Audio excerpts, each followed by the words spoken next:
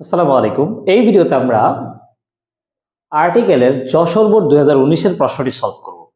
আমরা আবারও বলতেছি, আমরা মূলত এই ভিডিওগুলোতে গ্রামারের মাধ্যমে কিভাবে প্রশ্ন সলভ করা যায় সেই বিষয়গুলো দেখাচ্ছি।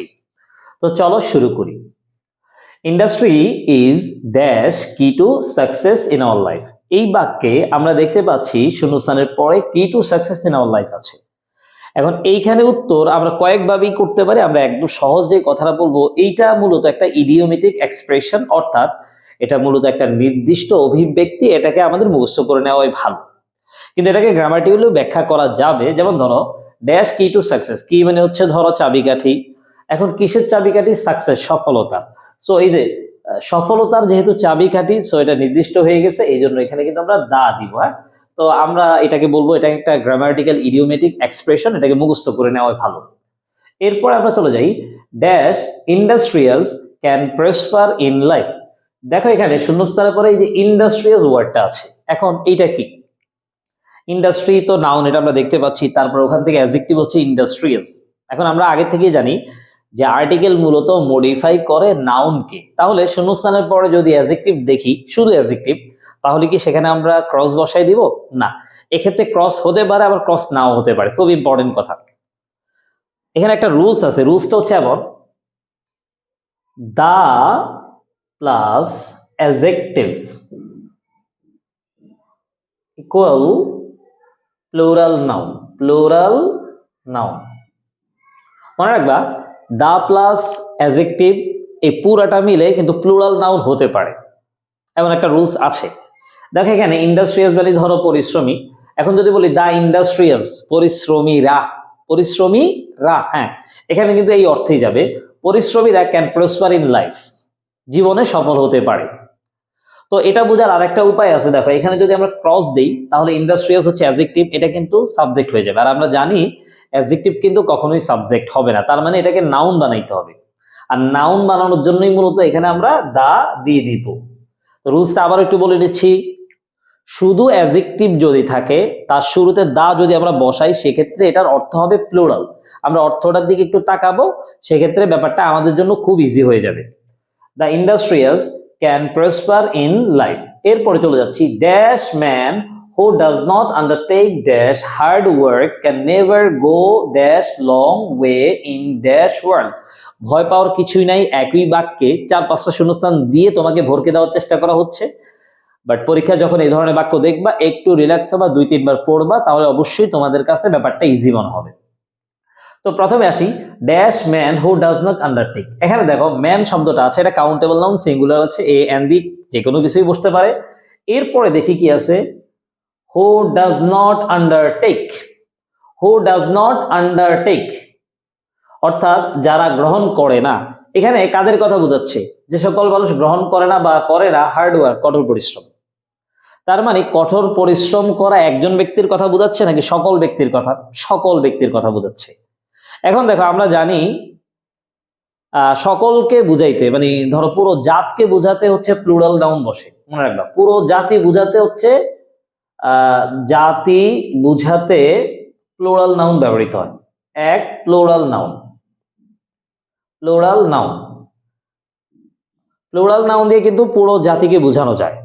তো পুরো জাতিকে বোঝানোর আরেকটা উপায় আছে, সেটা হচ্ছে ধরো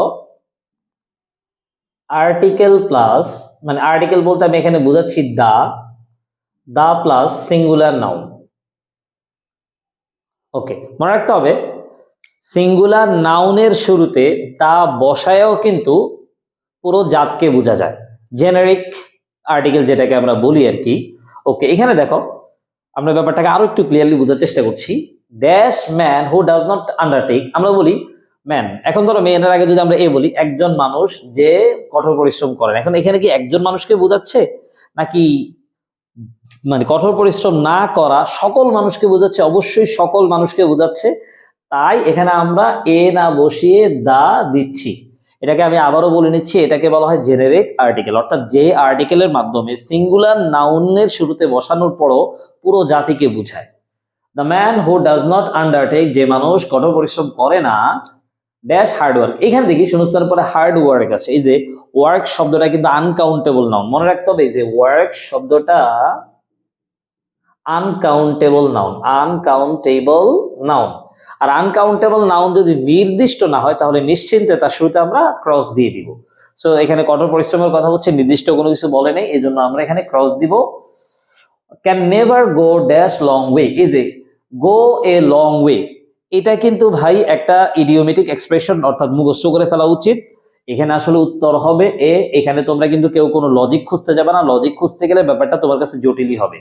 can never go a long way in dash world. আর আমরা এর আগেও বলেছি ওয়ার্ল্ড এর শুরুতে সর্বদা দা বসে, সো এখানে আমরা দা দিয়ে দিচ্ছি। Many dash man is not aware of dash significance. এই যে জি নাম্বার যেটা, এই রুলসটা ইতিপূর্বেও এসছে। মেনির পরে যে নাউনটা থাকবে, মেনি প্লাস শূন্যস্থান plus plural noun, plural noun, এমনটা থাকলে আমরা ক্রস দিয়ে দিব। Many plus singular noun, singular noun, এমনটা থাকলে আমরা হচ্ছে এখানে এ অথবা এন দিব। তো এখানে আমরা দেখতে পাই মেনি ড্যাশ ম্যান। এই যে ম্যান শব্দটা কিন্তু এখানে হচ্ছে সিঙ্গুলার, তাই এখানে হচ্ছে উত্তর এ হবে। হ্যাঁ, আর ম্যানের এম তো হচ্ছে ভাওয়েল না, এটা তোমরা জানো। Many a man is not aware of dash significance. এরপর আমরা দেখি শূন্যস্থানের পরে সিগনিফিকেন্স ওয়ার্ডটা আছে। সিগনিফিকেন্স অর্থ কি? তাৎপর্য। এটা অবশ্যই আনকাউন্টেবল নাউন। এরপরে দেখো নাউন, আবার তারপর অব আছে, তারপর নাউন আছে। আমরা আগেই বলেছি noun plus of plus noun হওয়ার পর প্রথম নাউনটা যদি আনকাউন্টেবল নাউন হয়, অ্যাবস্ট্রাক্ট নাউন হয় অথবা প্লুরাল নাউন হয়, নিশ্চিন্তে তুমি দা বসাই দিবা। সো এখানে উত্তর হবে দা। কারণ দেখো এই যে সিগনিফিকেন্স শব্দের আনকাউন্টেবল নাউন, সো এখানে দা বসাই দাও। The significance of diligence. এই যে ডিলিজেন্স নাউন ওয়ার্ডটাও কি? ডিলিজেন্স এটা একটা অ্যাবস্ট্রাক্ট নাউন। অ্যাবস্ট্রাক্ট নাউন যদি নির্দিষ্ট না হয় তাহলে নিশ্চিন্ত ওখানে ক্রস হবে। হ্যাঁ, মনে রাখবা আনকাউন্টেবল নাউন, অ্যাবস্ট্রাক্ট নাউন এগুলো শুরুতে কিন্তু এ এন হয় না, আর এটা নির্দিষ্ট না, সো এই জন্য এখানে দাও হবে না, এই জন্য এখানে cross. Okay. For which they cannot reap dash benefit of success. দেখো noun plus of plus noun আছে, পেছন থেকে অর্থটা জানো, সফলতা, সফলতার বেনিফিট, উপকারিতা। তাহলে উপকারিতা কিসের? সফলতার, নির্দিষ্ট হয়ে গেছে, এই জন্য কিন্তু এখানে দা বসাতে হবে।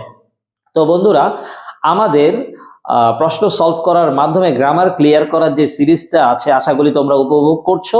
তোমরা ভিডিওগুলো দেখো, তোমাদের মন্তব্য জানাও, যদি কোথাও প্রশ্ন থাকে অবশ্যই কমেন্ট করো, আমরা ইনশাল্লাহ রিপ্লাই দিব। আমরা পরবর্তী অন্য কোনো ভিডিওতে আবার তোমাদের সাথে দেখা করব। ততক্ষণ পর্যন্ত ভালো থাকো। আসসালামু আলাইকুম ওয়া রাহমাতুল্লাহ।